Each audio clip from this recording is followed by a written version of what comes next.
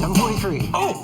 It is time for Thor's Hammers. Robert Redford, we know he's good. Wow. He's like, what, 77 now? 77. Can we call this the silent film he is in? Practically, this movie features virtually no dialogue. Robert Redford is the only actor on screen. It's him lost at sea after his boat, something catastrophic happens to it, I'll just say that. Here's a look at All Is Lost.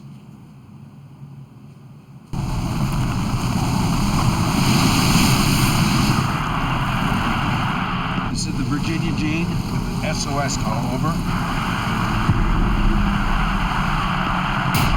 This is the Virginia Jean with an SOS call, over. Wow, look at that. So usually to sell a movie, one, you have star power.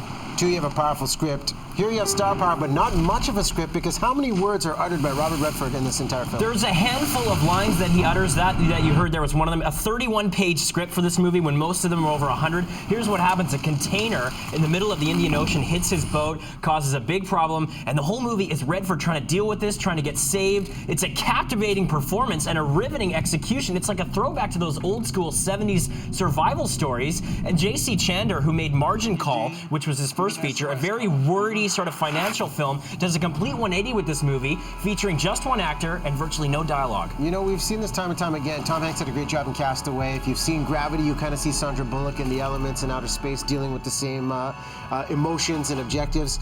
Does Redford pull this off, knowing he has essentially little to play with script-wise? I bet you he'll get an Oscar nomination for this. It's one of his best roles ever. Really? And it's nearly wordless. There's so much emotion and power and charisma in his face and his body language. He did most of his own stunts. Love this film. Easily makes one of my top 10 of the year. Wow. Yes. All right, how many hammers? 4 out of 5, baby.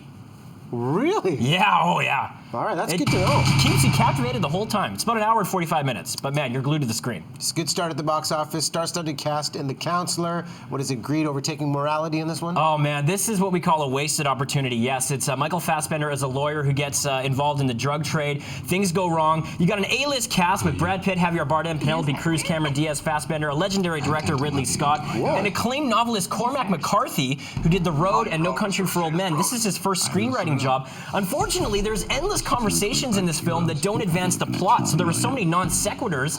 You don't get any background or character motivation, and it was surprisingly, for a Ridley Scott movie, really light on the action or the tension. What does the movie do well? The performances are great. I mean, Fassbender is charismatic. Javier Bardem, he's having fun with the role. I really like Brad Pitt. It was a little different from what we normally see him in, but it doesn't amount to anything at the end of the day because we don't care about any of the characters, especially Fassbender, who's the, sort of lead in the film. You don't ever understand why he's doing all this or why he got involved with this, so it's got some superficial charm, but it's unhinged by a convoluted script, uneven pacing, and just wastes a great cast. Star power doesn't do it all. How many hammers are you laying down on this one? A couple of interesting moments, but forgettable in the end. 2 out of 5. All right, all is lost. Yeah. The way to go at the box office this weekend. Nice one, buddy.